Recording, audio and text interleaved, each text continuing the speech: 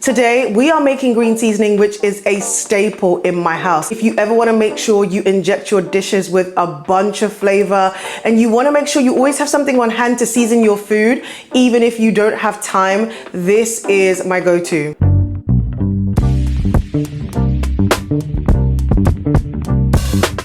Hey gorgeous, welcome back to my YouTube channel, Love Marby, where we talk about all things home, heart and hosting. I'm Michelle Marby Davies, and if you are new here, just imagine if Oprah and Martha Stewart had a baby. I would basically be the end result because I love rich, deep conversations, but I also love hosting, gathering, cooking, entertaining, and elevating my home. Today, we are making green seasoning, which is a staple in my house. If you ever want to make sure you inject your dishes with a bunch of flavor and you want to make sure you always have something on hand to season your food, even if you don't have time, this is my go-to. What I'm using to make mine is some flat leaf parsley, some coriander. I use about 120 grams of each, so quite a good amount. And then I'm using some shallots, Eschallon shallots, I believe that's the name. I love those. I've got some garlic, some spring onion, some chili peppers. I don't love to use Scotch bonnet for my green seasoning because I feel like it's just a bit too spicy, but I love the flavor and the heat that's mild that comes from these, well, relatively mild. And then I do have some sort of citrus, so I have an orange that I use for something else, but I'm gonna get the juice out of that to add. I also use some extra virgin olive oil. I like the taste of this in my green seasoning. Then I've got some thyme, but I won't be adding too much of that, but I also love the fresh thyme being in there. And I also use some chicken bouillon. So I use jumbo. You can use Knorr, or you can skip this completely if you want yours to be vegetarian, I guess, or vegan. If it matters to you, skip it or use some kosher salt, but I love adding that in there. Then I've also got some honey, which is the last bit that I've got, but I love adding that to my green seasoning. Now, the thing to remember with green seasoning is everyone has their own way of making it. I believe there's variations of this all over the world. Typically, I think of it as a Caribbean staple. I just got myself a trash bowl. I love having that when I'm prepping because it means I don't have to go back and forth to the bin. But yeah, I know a version of it is also known as sofrito in some other cultures. This varies, and I feel like with a lot of food, what you find in one culture, you'll probably find similar in another. I'm not here to try and make the most authentic green seasoning in the world. I am not here to say I make the best green seasoning in the world, but I love the way I make it and I know what works for me. I feel like with sofrito, you typically would add bell peppers, and some people do add that when it comes to their green seasoning. I don't like adding green bell peppers or red peppers or yellow or any, because I feel like the green seasoning goes off quicker. That's just from my personal experience.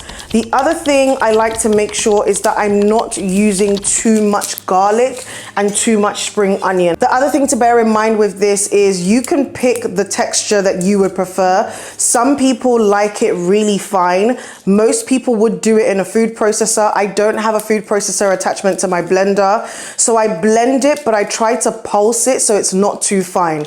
If you want to make it fine, like if you want it to be fine in texture, that's completely okay. You can do what works for you. I feel like sometimes we become the food police, and I know I do it sometimes with certain things where I'm like, it's not supposed to be that way. You're not supposed to cook it that way. But I feel like this is one of those things that's kind of dependent on how you like to cook and what you want your food to taste like. So I slice my chilies in half and I take out the seeds. So I'm getting more of the flavor of the chili and not the spice. The seeds in there, as well as like the white, I don't know if I want to call it membrane, but like the white thing inside, that affects the spiciness that you taste in most of your dishes. So if you take that out or most of it out, you should kind of be in a good spot.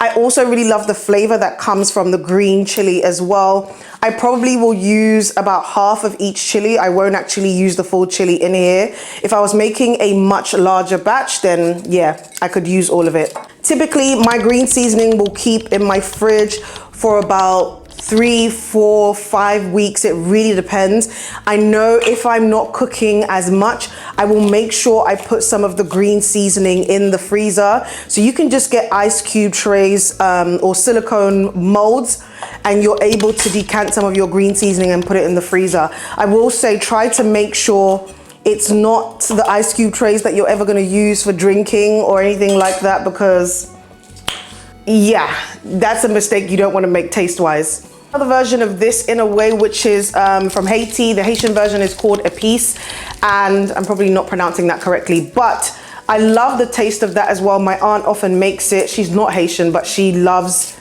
someone showed her how to make it and she makes it often, and she keeps it on hand for seasoning meats and food and just adding to dishes in general.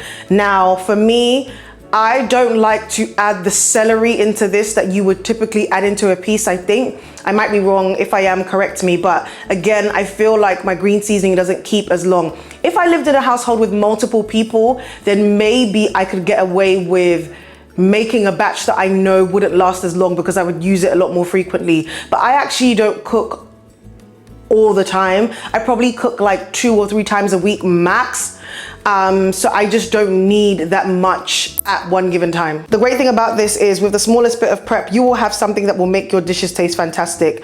I love using fresh thyme, and with herbs in general, fresh herbs really make a difference to your dishes. If you can, I would always recommend adding fresh herbs. I do use dried herbs and they're great to have on hand, but there's something about the way fresh herbs really elevate a dish. Now back to storage. When it comes to the ice molds that you're going to use, if you want to keep some of this in the freezer, I would actually recommend silicone ice molds because they will be easier for you to kind of pop the green seasoning out of. Ideally, if you can, try to pick the thyme leaves off the stems because you don't want that, I don't know if it's like a woody flavor in the dish predominantly. Now that is pretty much it. The blender does most of the work for you. The only reason I do kind of end up chopping things up just a little bit is because I don't want to have to blend it for too long.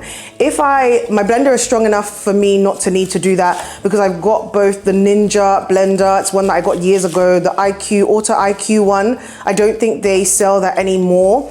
But the Ninja blenders are quite strong, so it could power through everything without me giving it a once over with the knife. But what I don't want is to have to blend it for a long time, because if I do that, just because the blender can handle it, I will end up getting something that's quite fine in texture, and I'm trying to avoid that even though I don't have a food processor. So I just give everything a teensy chop with the knife once over. This is the Stay Sharp knives from Ninja. They are incredibly sharp. Okay, so I've got my blender and I'm gonna start adding everything in. What I like to do is go in with the liquids at the base with anything I'm blending, just because it will help the blender to move a lot quicker.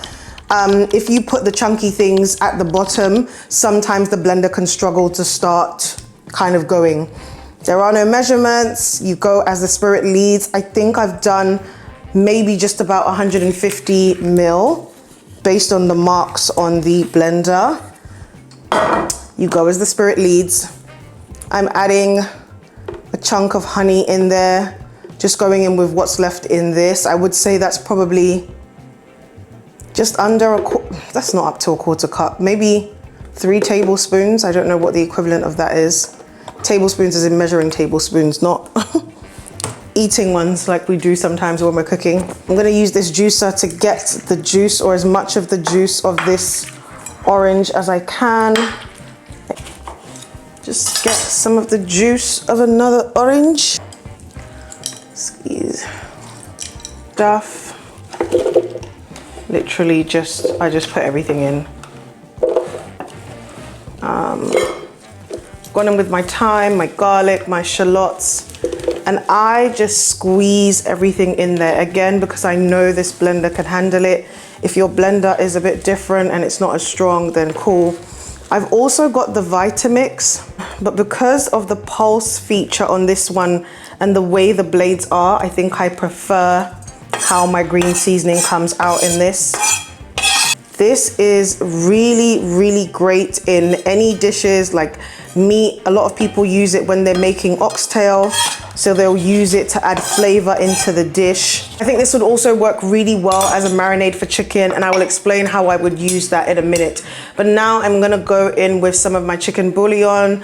I typically do about a tablespoon and a half, like 1 heaped tablespoon and a half. And yes, I do decant my chicken bouillon into a nicer jar. Sue me. Typically, if I have some available, I will add some sweet soy sauce to it. This is not the same as normal soy sauce or oyster sauce. It's just a sweetened version of soy sauce, which you can get from particular Asian supermarkets.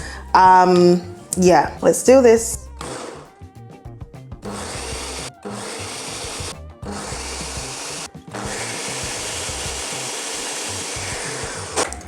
And then I just want to help nature along a little bit. Push this all the way down. Again, if I was going to blend it smooth, I would let it do that by itself, but no. Juicy goodness. So, oh, goodness. Look at it, look at it, look at it. And it tastes perfect. Love this texture on it.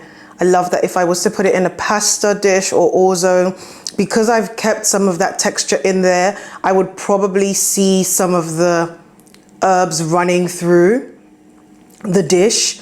Like it would look like I had chopped some fresh herbs and put that in. So yeah, it's too good. I decant this into a jar.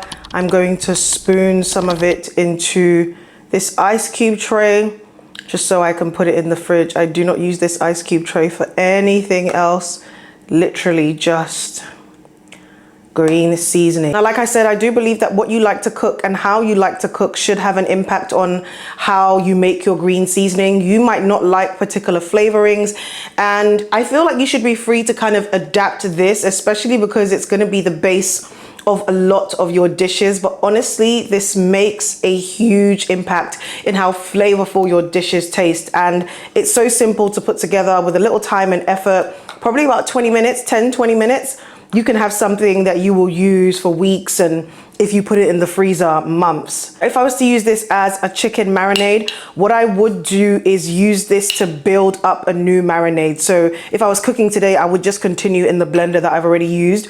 But if I'm just cooking generally and I want to make something for chicken, maybe in a bowl, a blender, or a food processor, I might add a couple cubes of this or a couple spoonfuls. And then I would also go in with some bell peppers. I'd go in with a little bit more honey, just depending on the taste that you like. Some smoked paprika, some ground mixed spice if I was trying to go for something that had earthy, warm flavors. And then because I already know I've got chicken bouillon in here, I might not need to add some.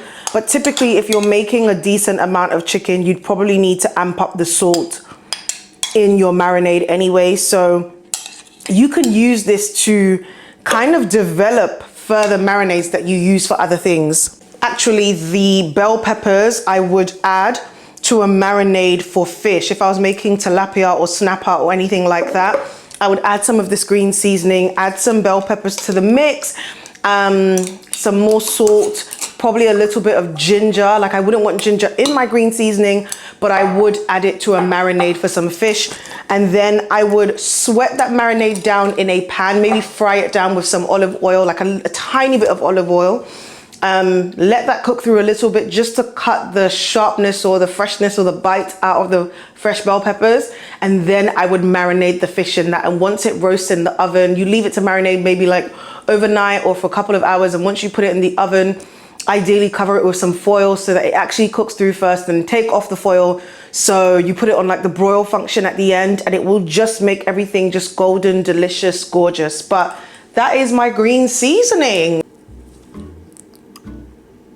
Actually, two things I don't want to forget to tell you before I go. Number one, when you are storing any kind of marinade or something fresh that you've put in an airtight jar, like chili oil or green seasoning, when you're dishing it out, don't go in with a dirty spoon or a spoon where you've tasted something or a spoon where you've put it in another dish. Always go in with a clean, dry spoon, scoop out what you need and close the jar up. Do not use spoons that you've tasted. If you find your marinades or your chili oil or things you've kept in the fridge kind of go off rather quickly, maybe you're going in and out of it with spoons that you've kind of put in contact with other things. The second thing is, if you want to clean your blender, do not worry about standing there to scrub it forever. Just add some water to it, add some washing up liquid, ideally something like Fairy Liquid or Dawn, and then just cover it up and put it on blend, and it will kind of clean itself. If it smells, or maybe you've done something in there that's quite pungent, add a little bit of white vinegar and it will deodorize it. It will take away that smell. You don't need to fill the blender all the way up to the top,